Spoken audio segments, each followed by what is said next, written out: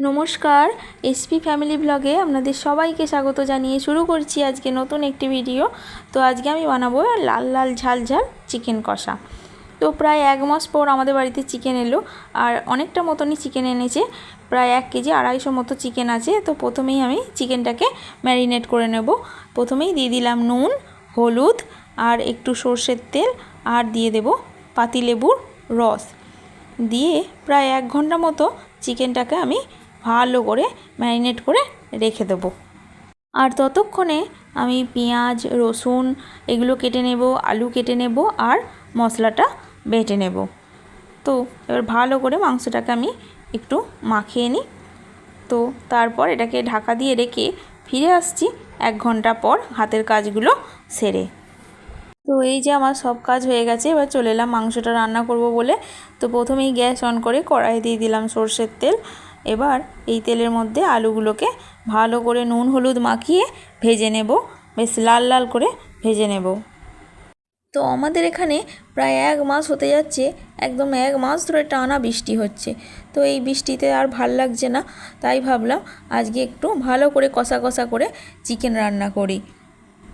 আর যেহেতু আজকে ছেলে আর বর দুজনারই ছুটি আছে, ছেলেরও স্কুল ছুটি আর বরেরও অফিস ছুটি, তাই ভাবলাম ছুটির দিন আছে, হাতে সময়ও আছে, তাই আজকে ধীরে সুস্থে রান্নাটা করা যাক।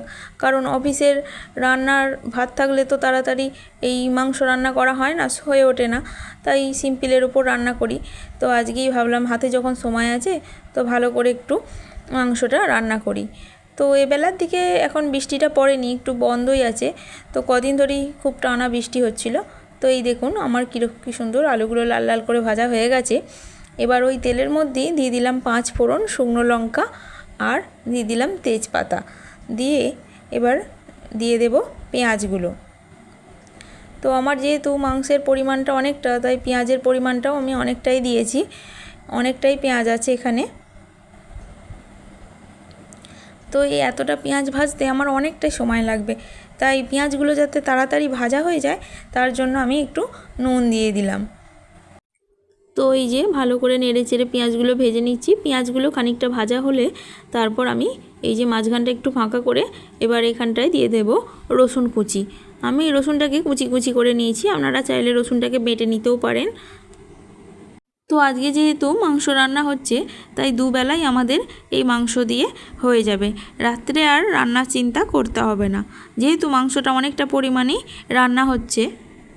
তো পেঁয়াজ রসুনটা মোটামুটি ভাজা হয়ে গেছে, এবার আমি টমেটোটা ভেজে নেব। এই যে মাঝখানটা একটু ফাঁকা করে এখানে টমেটোটা দিয়ে দিলাম। তো টমেটো ভাজা হয়ে গেলে এবার আমি বেটে রাখা মশলাটা দিয়ে দেব। তো আমরা কিন্তু এখনও শিলনোড়াই ব্যবহার করি বাটনা বাটার জন্য, মিক্সি ব্যবহার করি না খুব একটা। তো আপনাদের কার কার বাড়িতে এখনও শিলনোড়া আপনারা ব্যবহার করেন একটু কমেন্ট বক্সে লিখে জানাবেন তো।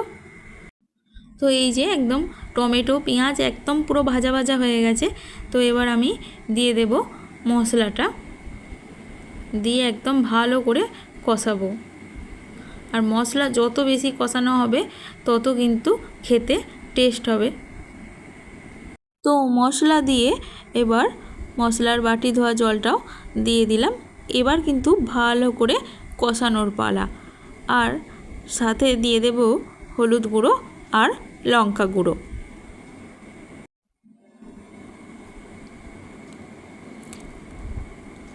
আর দিয়ে দেব একটু টমেটো কেচাপ। আর এটা কিন্তু কাশ্মীরি লঙ্কা গুঁড়ো নয়, এমনি যে লাল লঙ্কার গুঁড়ো হয় সেটাই। এবার ভালো মতো করে একটু নেড়ে চেড়ে দিয়ে দেব ম্যারিনেট করা মাংসটা। এবার মাংসর সাথে ভালো করে মশলাটা বেশ কষিয়ে নেব, যাতে একদম মাংসের মধ্যে সমস্ত মশলা ঢোকে। সেইভাবে ভালো করে অনেকক্ষণ ধরে মাংসটাকে এবার কষাতে থাকবো।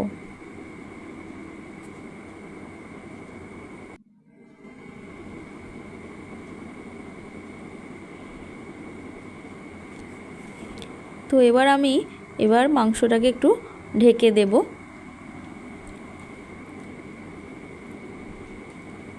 কিছুক্ষণ পরেই যে ঢাকা খুলে দেখছেন কতটা জল বেরিয়েছে, যেহেতু মাংসটায় নুন মাখানো ছিল তাই তার জন্য এত জল বেরিয়েছে। তো এই জলটাতেই আমার মাংসটা প্রায় কষতে কষতে অনেকটাই সেদ্ধ হয়ে যাবে। আরও একবার নেড়ে ছেড়ে আরও একবার ঢাকা দিয়ে দেব। তো এই যে কিছুক্ষণ পর ঢাকা খুলে দেখছি আরও জল বেরিয়েছে। তো এই জলেই আমার মাংস প্রায় কষতে কষতেই আমার সেদ্ধ হয়ে যাবে। তো এবার শুধু মাংস কষালে তো হবে না, তার সঙ্গে আলুগুলোকেও সিদ্ধ করতে হবে, ভালো করে তার জন্য কষাতে হবে। তো এবার আমি দিয়ে দেব আলুগুলো।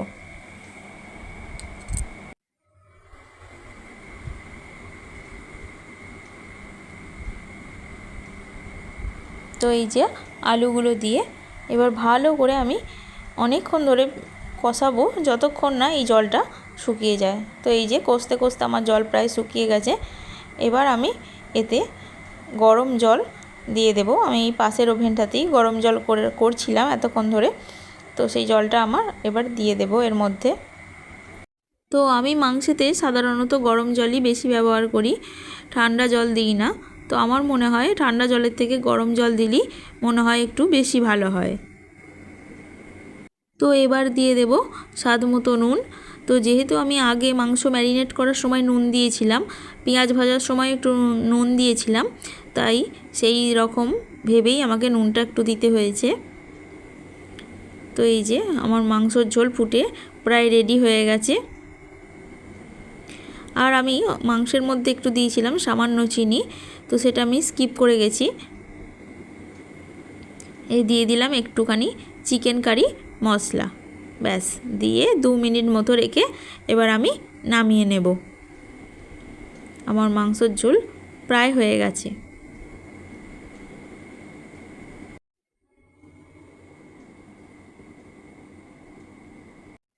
আমার রান্না তো শেষ হলো।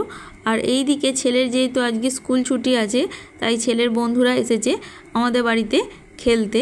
যেহেতু এখানে সেরকম খেলার কোনো মাঠ নেই, আর যেটুকু খেলার জায়গা আছে সে মানে কি বলছি সারাদিন বৃষ্টি হচ্ছে, সেখানে জলে কাদা হয়ে গেছে, তাই ওরা খেলতে পারছে না। তাই যেহেতু আমাদের বাড়ির উঠোনটা একটু বড় মতো আছে, তাই ওরা এখানেই খেলে। তো পড়াশোনার পাশাপাশি একটু তো খেলাধুলাও করতে হবে, তাই যেহেতু আজকে ছুটির দিন আছে সব বন্ধুরা চলে এসেছে খেলা করতে। তো চলুন আজকে কি রান্না হয়েছে দেখাই। আজকে হয়েছে এই যে আলু পোস্ত, অল্প করেই হয়েছে, আর হয়েছে পটল আলু ভাতে, এই যে, আর এই যে লাল লাল ঝাল ঝাল চিকেন কষা। ব্যাস এইটুকুই। যদি ভিডিওটা ভালো লাগে অবশ্যই লাইক কমেন্ট করবেন আর সাবস্ক্রাইব করে আমাদের পাশে থাকবেন।